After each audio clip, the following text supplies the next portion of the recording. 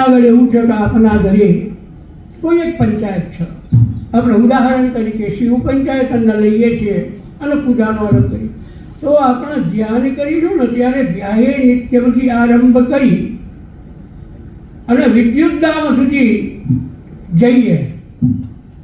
પાંચે પાંચના મધ્યમાં શિવ છું ત્યાંથી શરૂઆત કરીએ અને દેવી સુધી આવીએ તો પાંચેના ધ્યાન ભિન્ન ભિન્ન કરીને પાંચે દેવતાઓ તે જગ્યાએ છું એવું કરવાનું છે.